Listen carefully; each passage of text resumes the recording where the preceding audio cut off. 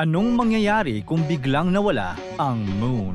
Ang Moon ang pinakamalapit na celestial body sa Earth.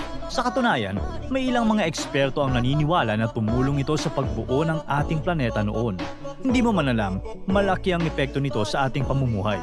Ano sa tingin mo ang mangyayari kung bigla na lang itong mawala? Pag-usapan natin. Isa sa mga una mong mapapansin ay pagkawala ng Moon sa gabi. Ang Moon ay 100 times na mas maliwanag kaysa sa planetang Venus. Kaya naman, kahit hindi mo masyadong napapansin ngayon, nagdadala ng malaking ilaw ang Moon tuwing gabi. Kung wala na ito, mas magiging madilim ang ating mga gabi. Kung mahilig ka manood ng mga stars sa kalawakan tuwing gabi, good news ito sa'yo.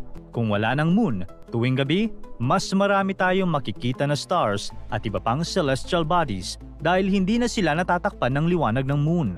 Siyempre, kung mawawala ang Moon, ang pinakamaapektuhan ay ang ating mga tides.